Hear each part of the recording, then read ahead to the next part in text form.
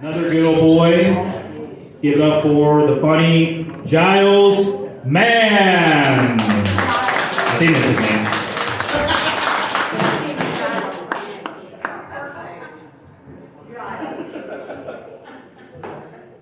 Well, I can't promise y'all much, but I'm not going to hit on anybody or call you old. I'll give you that.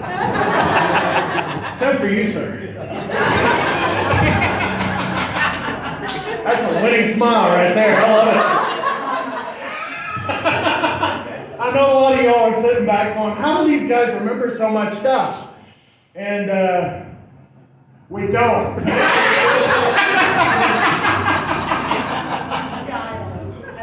But as Louise was telling you, my name is Giles.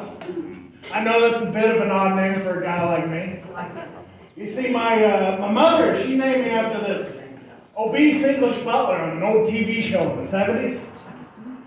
See, I'm just glad she didn't name me after her other interest, heroin. So I cry a lot.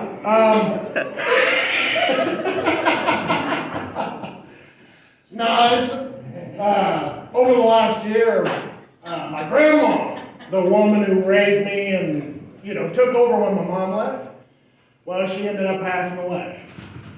And now that happens to everybody. That's kind of a normal thing. But the thing I didn't realize is everybody has Facebook now. So anytime Facebook sends a notification that says, hey, you want to look on your memory of today? That's like a ticking time bomb of depression.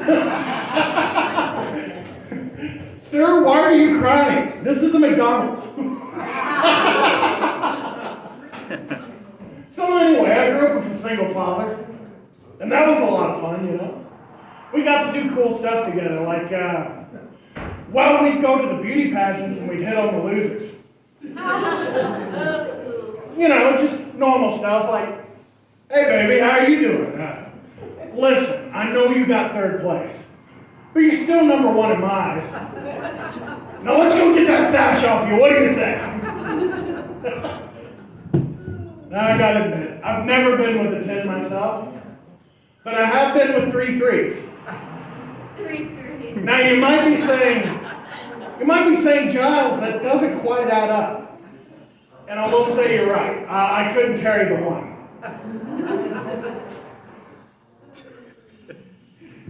So anyway, I grew up kind of poor. Now when you grow up poor, it's like being in a time machine, stuck in reverse. We had a computer in the living room. That was our main computer of the whole house. Now everybody's got a TV in their bedroom and a laptop on their porta potty. But back in the day, had the computer in the living room, had the dial-up modem connected to it. And you hear that numbers clicking away, and you're finally looking up stuff. And of course, I'm a kid, I'm looking up naughty pictures. Now, our computer was kind of junky. I had to use a safety pin to shove in the computer monitor to keep the power button on. So it was one of those, it's like, well, I'm trying to jerk off, but I might end up going to heaven. It's like, hope there isn't 120 volts behind this button. But yeah, so we'd be sitting in there and it'd be the middle of the night. And of course, I've waited 5 hours and I'm just getting to where I can see an eyebrow. It's just finally loaded up. Now, my dad, where he'd sleep in the house, we had an L couch in the living room. So he'd pass out on that couch instead of anywhere else. And after a couple years of that, I had learned to be quiet as a Navy SEAL. I was getting in and getting out. Now, I am currently a parent. I have 4 children. And they've tried to be sneaky around me. So now I get this horrified thought that my dad has woken up multiple times in the middle of the night to just hear right behind him on the couch. And he's just sitting there going, good Lord, it's the 4th time tonight. Screw it, I don't want to deal with this. So, like I said, I have 4 children. And I know a lot of you are thinking, for the love of God, man, pull out!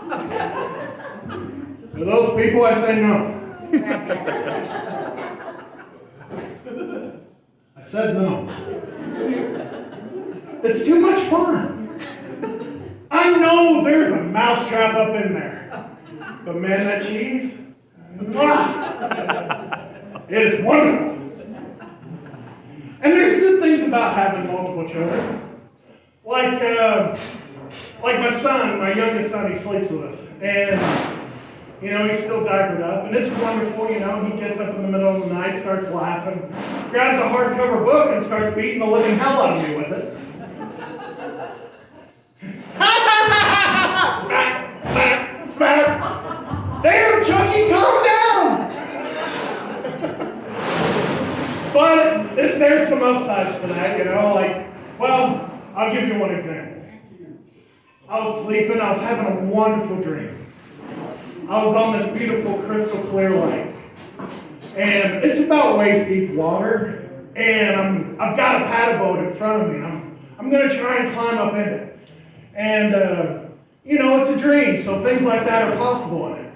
Real life, that ain't happening for me. I've got to go to the dock and I've got to have somebody hold it. But I knew I could make it. And before I climbed up into that boat, I'm looking at that crystal clear water, my trunk's there. It's like, man, I wonder if I peed if I could see it. What the hell, I'll give it a try, you know, I'm a warm, red-blooded American. So, I'm standing there and I'm going to take a leak and I'm waiting for it to show up. And I feel my leg getting wet. And then I wake up and I run to the bathroom as fast as I can. I'm like, well, maybe the boxes contained it. Maybe I'm safe. I know they're ruined, but I can quick clean up and just hop back in. So I clean up. I go back to the bedroom. And I look at my bed and there's a little telltale wet spot there waiting for me. Shit! And then I look over and there's my son laying there in his diaper. So I gently grab him by his ankles and I drag him over top that wet spot. Sweetheart, wake up! The baby's diaper leaked! You can take that home and use that if you ever need it. Some of you might need it tonight.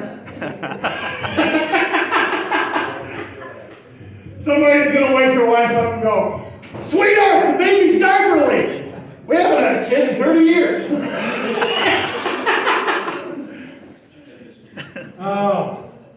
So anyway, since I had 4 children, I had to upgrade my car. You know, you're trying to stuff 6 people into a 4-door sedan, it ain't going to work out. So we ended up getting ourselves a real nice van.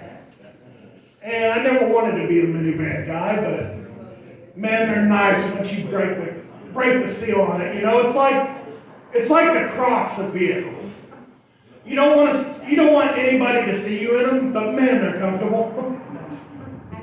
So we got this minivan, and it's decked out. It's got the moonroof, it's got the heated seats, and it's got the lovely air conditioning. But the best thing this thing has is a DVD player for the back rows. Yes, you know what I'm talking about. Yes. Birthday girl knows what I'm talking about. Hell yeah. And it's wonderful to have on any kind of road trip. But whenever I'm just driving the thing alone, it gets a little awkward. You know, because we'll put in like nice little religious cartoons for the kids.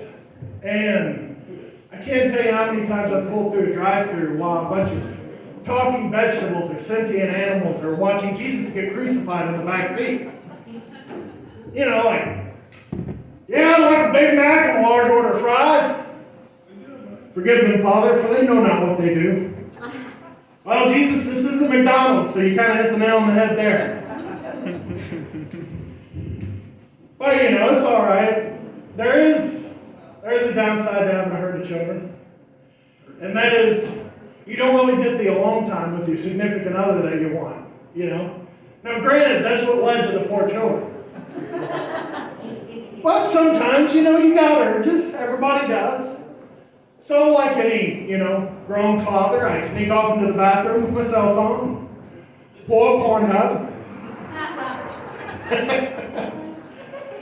What you gotta ask, is Asian porn pixelated because they have brand names on the genitals? I wonder if there's some director sitting there going, damn it, Tommy, we can't use any of this footage.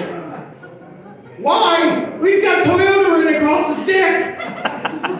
Now don't get me wrong, I am impressed. I can only fit the Nike swoosh on mine, but still. But yeah, beyond that, there is a trend that concerns me that I've seen pop up in porn searches. And that is stuck porn. Has anybody heard of stuck porn? Alright, I know there's a few people lying. I'll wait till you admit. Looks like I'm the only one.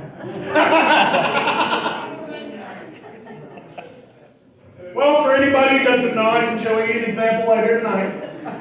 But in the meantime, I'll just try and explain it. Now, what stuck porn is you have this lovely young lady, or sometimes older lady, I'm not discriminate, and she's going around the house and she's trying to get things taken care of, And she's frustrated. She's trying to clean up from underneath the coffee table. Or maybe she's trying to empty the washing machine. Or maybe she's looking for some change in the couch, in between the cushions. And invariably, she ends up getting herself stuck, wedged in there. She can't get out. And the only way she can get free, she just recognized what I was talking about, didn't she? I know you Googling stream. I'll talk to you later. Anyway, I'm having too much fun. You guys are awesome. So anyway, this young lady finds herself stuck, and the only way she can get free is this nice strapping young lad has to come along and proceed to boink her until she's extricated. Now the problem I have with this is not so much the subject matter. The problem I have is I'm 6'1" and I'm close to 400 pounds. I have been stuck in a washing machine. I have been stuck underneath the coffee table. And I've damn sure been stuck in a couch. And the last thing I need is for one of my buddies to put his hand on my shoulder and go, don't worry, man, I've seen this in a life hack video. No. Oh, man. Oh. So I work in a factory. Does anybody here work in a factory? Nobody, huh? Back there. Oh, back there. Well, I can tell you this. I don't know if it's like that where you work, but I know where I work. Nobody works in a factory by choice.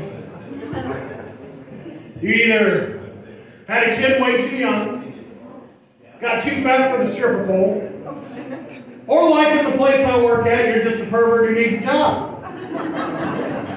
Which one are you?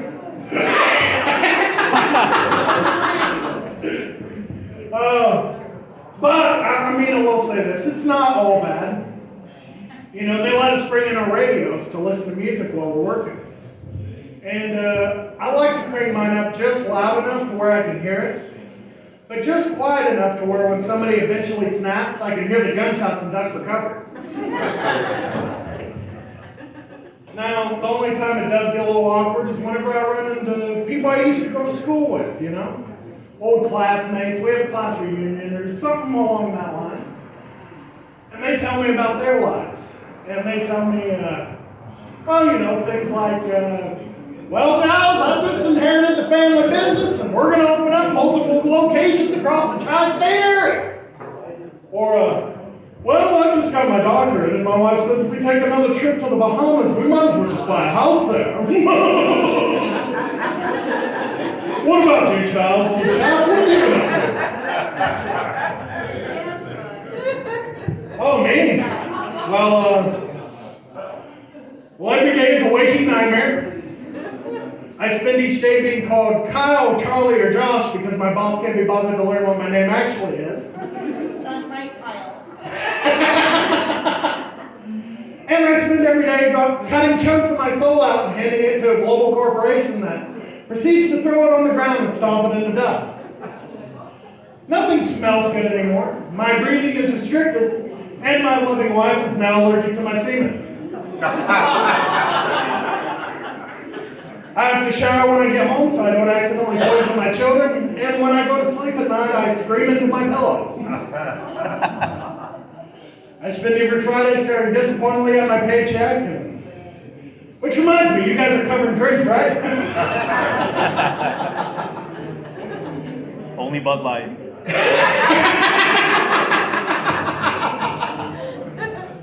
And light ladies. Which I wish that allergic to my semen joke was a joke. My poor wife, she's giving me a birthday present, and then she came up looking like Mikhail Gorbachev.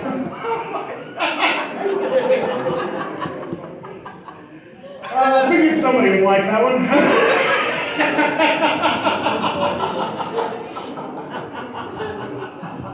It's like, no, officer, I didn't hit her, not with my fist.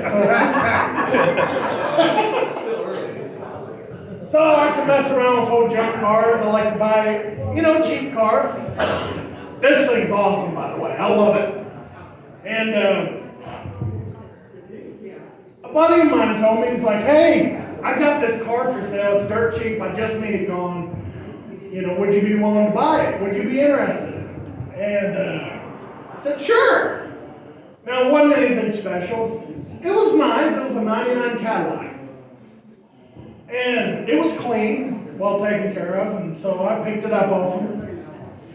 And I get it home, and the wonderful thing about buying a new car, or a new-to-you car, is exploring it, seeing what's in the glove box, or, just in the consoles.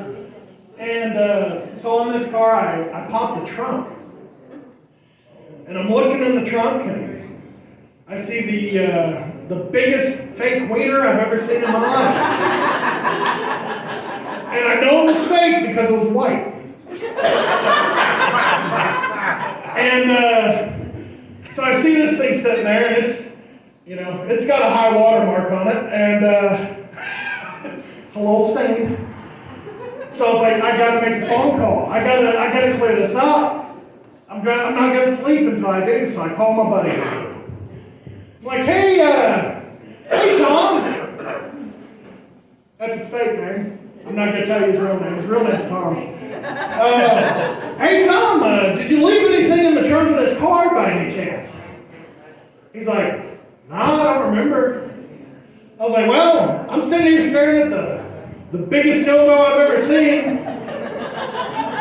And I've got questions, Tom.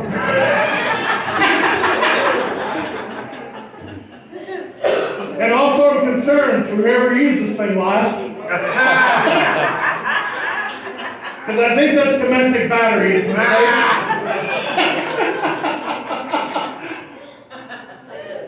So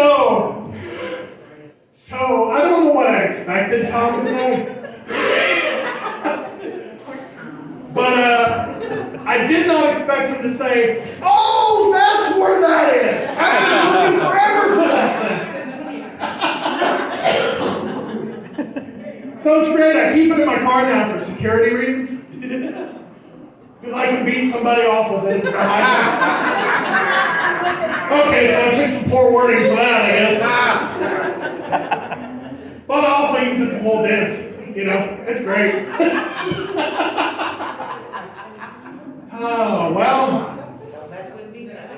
Would you all be interested in hearing how I lost my virginity? Yes. Yeah. Well, I figured it's either that or I talk about 9/11. And all right, tell you what I'll do. I'll start with the more upbeat thing. So 9/11. Whenever I was growing up, I was in grade school when it happened, and real young. What they did is we come into school one morning and they got us all gathered up, and they bring us into the gymnasium, and we're all wondering what's going on, you know. There wasn't anything, they didn't tell us about anything the day before. So we're sitting down in the gymnasium and they bring in the TV on the cart, you know. And they bring it in, they plug it in, and they hook it up, and there's CNN right there. And by the time they plugged it in and fired it up, it was after the first tower was hit. And then we saw the second tower get hit. And it was insane. It was a moment in time. It was my generation's moon landing, you know, something that'll stick out forever. And so we're sitting there, and a lot of us are crying. A lot of people are confused, you know, the teachers and everybody. And a lot of people are like me. We're angry. We were pissed off.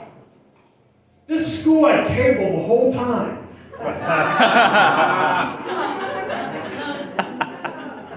So anyway, how I lost my virginity.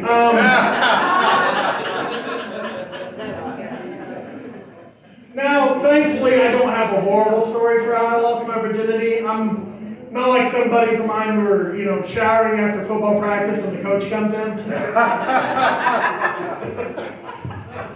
You know, losing your virginity, it's a wild experience. It's like giving a 5-year-old pancakes with too much syrup. And it's just going to be messy. So, me and the young lass that were with at the time, we're sitting there, we're setting the mood just right, you know.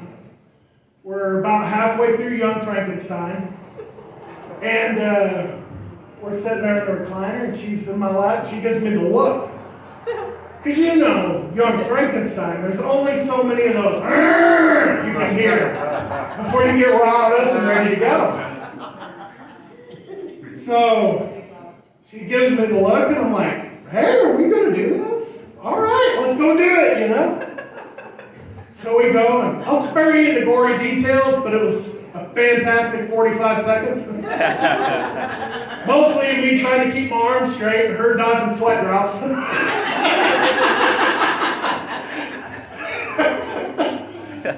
So we finish up, and she's laying in front of me, and I'm laying behind her, and we're both in the buff, you know? And I tell her, I was like, you know, my father's going to be home soon. We probably ought to get dressed and, you know, just get dressed, you know? She's like, no, let's just wait and enjoy this for a minute, you know, let's relax. And of course, you know, I got a naked, beautiful woman in front of me. I'm not going to argue. All right, you know? So we're laying there, and about that time I hear, hey, Giles! And the door swings open.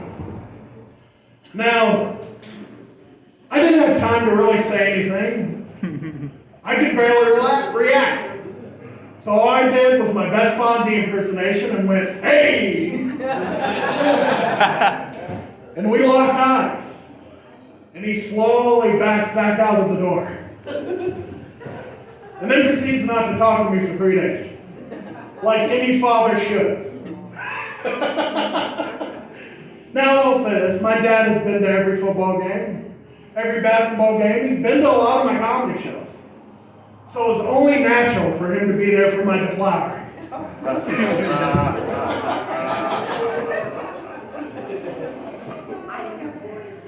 Oh.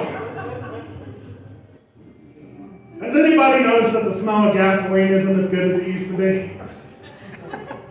Oh, come on, I know there's a few more hydrocarbon sommeliers in here.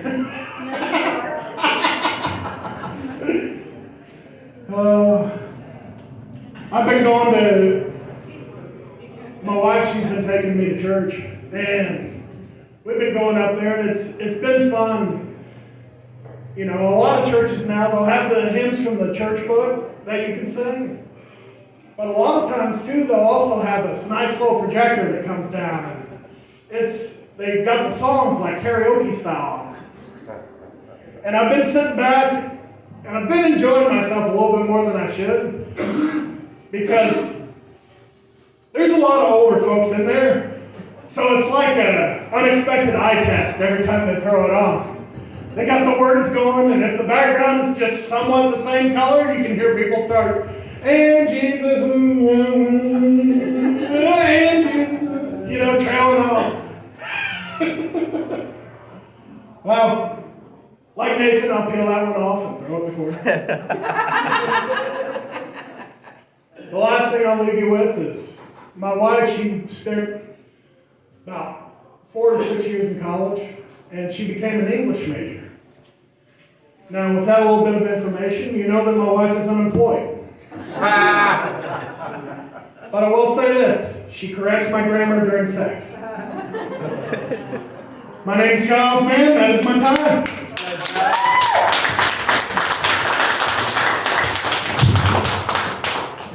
Give it for Giles again, everybody.